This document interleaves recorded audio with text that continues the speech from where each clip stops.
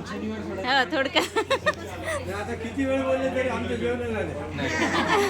आमचा शनिवार अजून सोडायचा आहे. थोडं मग काय त्याला घे इकडं, हर्षूला घे इकडं.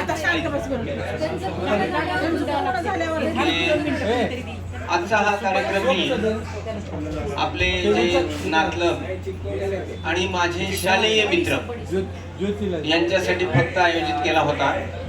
याच्यामध्ये मी न्यायालयीन कर्मचाऱ्यांना निमंत्रण दिलेलं नाही, कारण आमचा न्यायालयामध्येच तो कार्यक्रम झाला. फक्त हे आमचे शालेय मित्र आणि नातलं यांच्यासाठी हा कार्यक्रम आयोजित केला. पण माझ्या विनंतीला मान देऊन शाळेतले सगळे मित्र आले ज्यांना मी बोलवलं ते, तसेच नातलं ज्यांना मी बोलवलं ते सगळे आले. आणि यावरून मला लक्षात आलं की माझ्यावर खरोखर किती प्रेम आहे. कारण प्रेम असल्याशिवाय माणूस येत नाही. हाकेला धावून येणारे म्हणजे खरे आपले. तर तसे माझे सगळे मित्र आले, पाहुणे आले आणि सगळे आल्यामुळे ह्या कार्यक्रमाला शोभा आली आणि सर्वांनी माझ्यावर प्रेम व्यक्त केले.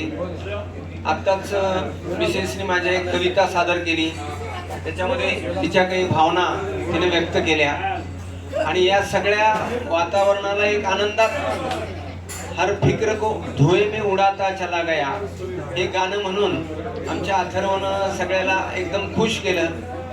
तरी इथं काही म्हणजे संगीत वगैरे नसताना त्याचा आवाजच एवढा छान आहे की त्याच्यामुळं ते फार छान वाटलं गाणं. तर मी त्याला नेहमी बोलतच असतो, त्याला मी असं मोटिवेट करीन की त्यानं गायन शिकावं, संगीत विशारद, संगीत अलंकार व्हावं, कारण त्याचा आवाज छान आहे.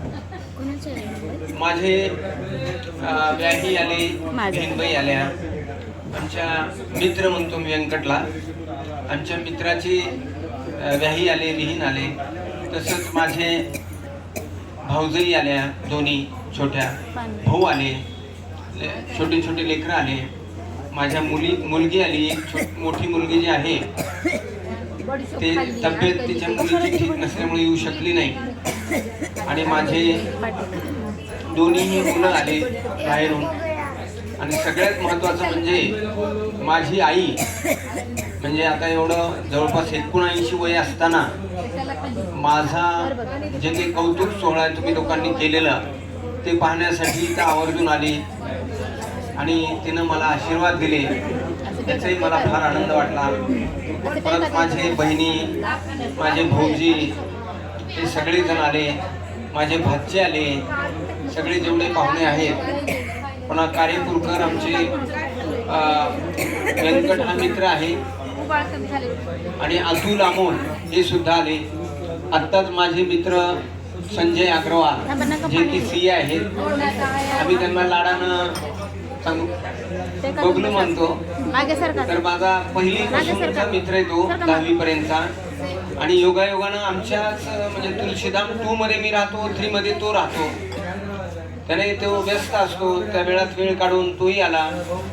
माझे सगळे मित्र शिरीष देशपांडे, संजय कुलकर्णी, दंडिमे सगळे मित्र हे आले, विनय पाटील आणि सगळे शालेय मित्र मी ज्यांना बोलवलं ते सगळेजण आले आणि या कार्यक्रमाला हजर राहिले. त्याच्यामुळे मला फार आनंद झाला की, आणि माझं एक असं मत आहे की आपले ऑफिशियल मित्र हे ऑफिशियलच असतात आणि शाळेतले मित्र हे खरोखर अंतःकरणाचे मित्र असतात, ज्याच्यामध्ये कसलीही भावना नसते, म्हणजे स्वार्थाची. निष्पाप आणि निष्काम असं प्रेम करणारे म्हणजे शाळेतले मित्र, असं मी नेहमीच म्हणतो. बाकीचे व्यावसायिक असतात ते तेवढ्यापुरते असतात.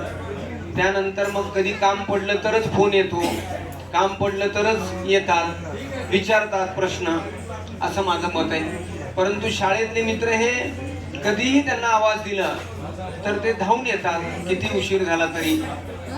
आत्ता मी संजूला आत्ता फोन केला, तो बाहेरून आला अग्रवाल, आत्ता फोन केल्याबरोबर 5 मिनिटात त्यानं आला इथं. म्हणजे हे शाळेतले मित्रच करू शकतात. तर मी नोकरीबद्दल बोलायचं झालं तर माझी 33 वर्ष सेवा झाली आणि 33 वर्षाच्या सेवेमध्ये मी झोकून देऊन काम केलं एवढंच सांगेन. त्याच्यामध्ये बरे वाईट काही अनुभव आले, परंतु मला या सगळ्यामध्ये माझ्या बायकोनं साथ दिली, माझ्या घरच्या सगळ्यांनी साथ दिली. पुन्हा कर्मचारी बंधूंनी साथ दिली, न्यायाधीश वृंदांनी साहेबांनी साथ दिली. त्याच्यामुळे मी ही सर्व्हिस पूर्णपणे पार पाडू शकलो. आणि मला असं वाटतं की मी प्रामाणिकपणे काम केलं त्याची पावती म्हणून परमेश्वरानं माझे 4ही लेकरं म्हणजे रत्नासारखे दिले. माझी मोठी मुलगी आहे, ती इंजिनियर आहे. मी तिला बाहेर ठेवायचं नाही म्हणून तिला इथं बिडवे इंजिनिअरिंगलाच ॲडमिशन दिलं. तिचं इथं BE झालं. मग त्यानंतर माझ्या बायकोनं आणि मोठ्या मुलींनी छोट्या मुलीला मात्र COEPला ॲडमिशन द्यायला लावलं.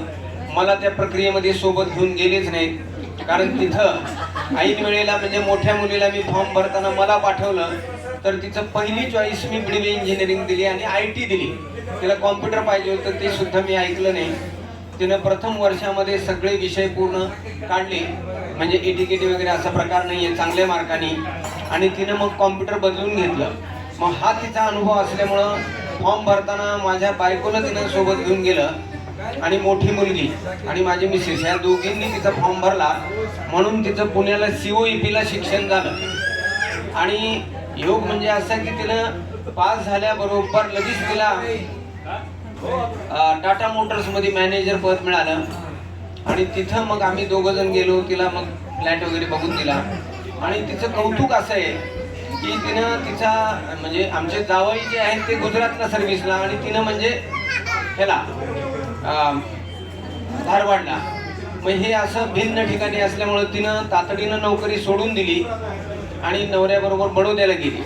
आणि तिचाही स्वभाव हा सतत कामात राहणे. तर तिथं तिनं गव्हर्नमेंट पॉलिटेक्निकला नोकरी केली. पुन्हा तिच्या पतीने सांगितलं की मला बिझनेस करायचा. मग लगेच तिनं तिथली नोकरी सोडून दिली आणि नवऱ्याबरोबर इकडे आली. इथं आल्यावर तिनं BDFला प्राध्यापिका म्हणून नोकरी पत्करली. ते करत करत MSCB मध्ये इंजिनियर झाली. अशा पद्धतीनं तिच्या 4 नोकऱ्या झाल्या. आणि विशेष म्हणजे आता ते डेप्टी एक्झिक्युटिव्ह इंजिनियर पद तिला मिळालेले आहे. ॲडिशनल एक्झिक्युटिव्ह इंजिनियर म्हणून ती आता परवा इंटरव्ह्यूला जाऊन आली. तर त्यावेळेला माझी मिसेस सोबत गेली. तिचे जे इंटरव्ह्यू होते दोन्ही वेळेला मुंबईला. पण मी कोर्टातून रजा घेऊन काही गेलो नाही. मला काही काही वेळेला खंत वाटते की मी मेडिकल काही घेतले नाही, EL सगळ्या म्हणजे बुडवल्या. विशेष म्हणजे माझी आई ज्या वेळेला आजारी पडली त्यावेळेला आम्ही दोघंही भाऊ नोकरी करत बसलो कोर्टात. आणि माझ्या मिसेसनं आणि माझ्या भाऊजाईंनी ते आईकडे लक्ष दिलं. म्हणजे आम्ही एवढे नोकरीला झोकून दिलेले. माझा भाऊही तसाच आहे. आणि मग आता वाईट वाटतं की एवढ्या रजा बुडवल्या. आपण काही ठिकाणी वेळ द्यायला पाहिजे होता, म्हणजे रजा घ्यायला पाहिजे होती, परंतु ते घेतल्या नाहीत. त्याची खंत वाटते. तरी आता रिटायर झाल्यामुळं ती खंत वाटण्याचं काही कारण नाही. मी इथून पुढे आपल्या कुटुंबासाठी जरूर वेळ देईल. सगळे पाहुणे मंडळीसाठी, विशेषतः माझ्या शालेय मित्रांसाठी मी कधीही वेळ द्यायला तयार आहे. मला कधीही हाक द्या, मी तुमच्यासाठी हजर आहे. धन्यवाद. जास्त बोलत